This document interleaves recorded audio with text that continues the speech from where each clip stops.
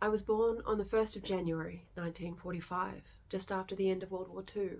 My mother was French and had been living in Paris when the Nazis took the city. She met my Australian soldier father when the Allied forces liberated Paris in 44. They fell in love, him with a French beauty, her with the idea of escaping France. They married and had only just immigrated to Australia when she had me. My father, well, he didn't seem to have come home from the war at all. He had been wounded in the final push for Paris, so got sent home with his newly pregnant bride in tow.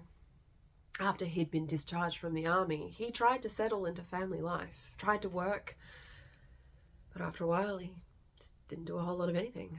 He seemed to slowly give up on, well, everything. I think living so far from France was difficult for my mother, but she had me. And she had her stories. Oh, such glorious stories. When I was little, I would sit on her knee, tuck under her chin, and would listen to her talk for what felt like hours. She'd moved to Paris at 16 and gained a place as a seamstress with Coco Chanel. And she'd talk non-stop about all the beautiful couture gowns she'd created at the House of Chanel. Her descriptions were so rich that in my young mind, I could all but feel the fabric. She would tell me about the thick bolts of fine Venetian lace, the smooth, curved whalebones for bodices, finely stitched scalloped hemlines, and the glossy materials of such beautiful hues. The blues had come straight from the watery homes of mermaids, the reds raked from molten volcanic rock, and the yellows picked straight from buttercup fields. Oh, my pale words now can never do hers justice.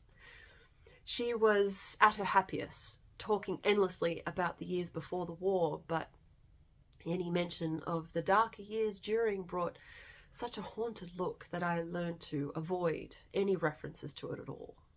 It's probably why it took me so long to realize that the math of my birth didn't add up.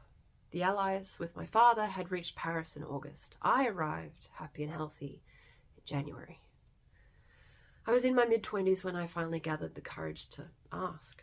I saw in her eyes that urge to flee, but with halting words she started talking. The story she wove this time was painted with such desperation.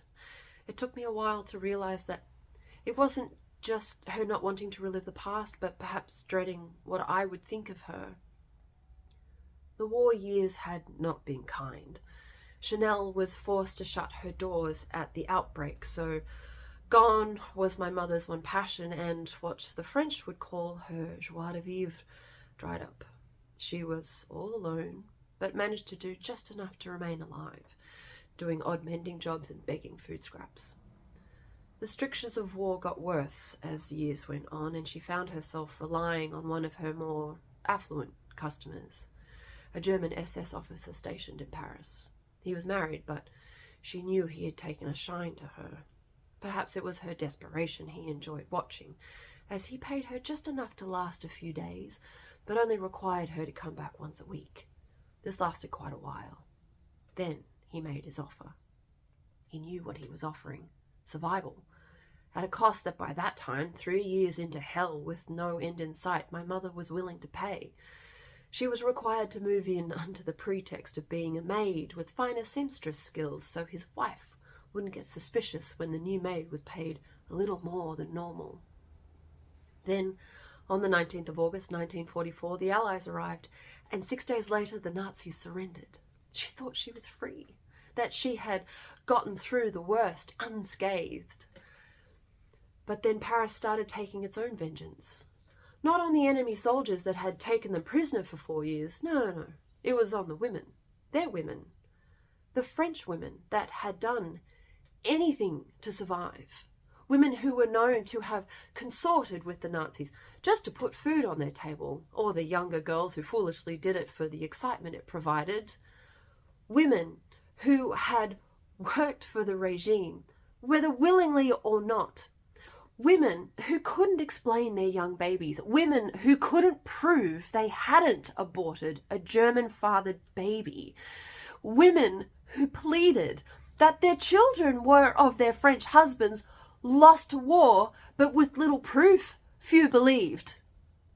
These women were rounded up and stripped of their clothes, their hair, That they hacked off in front of the jeering crowds, marking them as outcasts.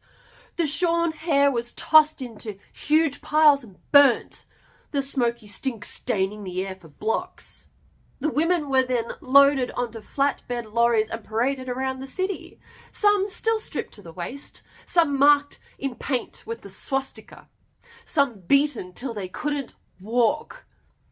Men who had been less than eager to join the resistance during the war more than made up for it now, channeling accusations elsewhere by making scapegoats of the most vulnerable. By the end, almost 20,000 women were shorn and paraded around in that ugly carnival. My mother had managed to evade that first surge of finger-pointing through sheer luck. But then she found out that she was pregnant. So happening across the injured yet handsome foreigner who happily, but more necessarily swiftly, offered to sweep her away, chanceux, fortunate.